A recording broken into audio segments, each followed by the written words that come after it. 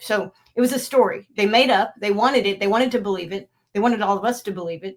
And they worked the system. They created the propaganda. They falsified evidence. They used the intelligence system to make it look like there was more support for for the theories that they had or the story they were telling than really existed.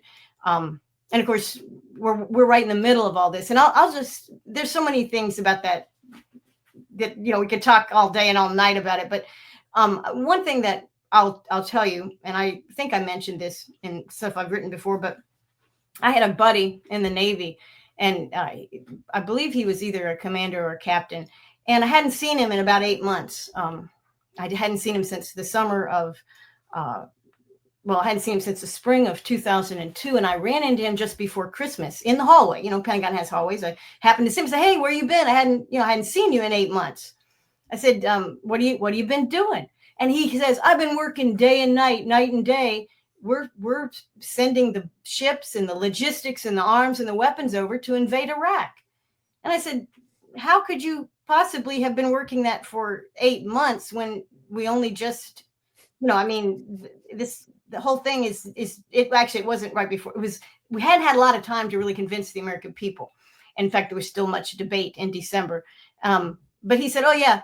I said, "How do you do this? How are you doing this?" He goes, "Well, the decision was made a long time ago to invade Iraq. And our job in the Navy, in Navy logistics and for Navy weapon systems, is to prepare for decisions that have been made." And that's what we were doing. He said, basically 7 days a week. He said he was exhausted and he couldn't wait to get out. That is how they operate. So, we didn't see that story from Judith Miller, right? Judith Miller, right. Pimping the population to think that there's this great danger of all kinds of things that weren't real.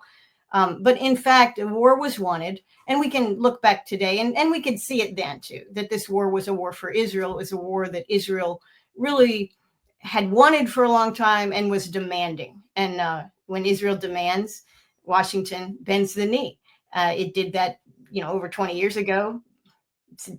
Did it in 1967 with the Liberty. We bend the knee, and Americans don't like to think we do that, but we do.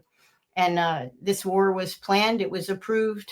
It was put into logistical play long before the American people had the slightest clue that we were going to war, and also then that the debate was there, that this really wasn't even, that we were being lied to, that the American people were being lied to. And none of that matters, right? Because once you get your war, it doesn't matter how you lied. I mean, we see this all the time. I mean, Ukraine, right? The New York Times has created a new story, a backstory about Ukraine. Is it true? No, not really. I mean, not unless they own up to their role in selling this war and supporting it, but they're not going to do that.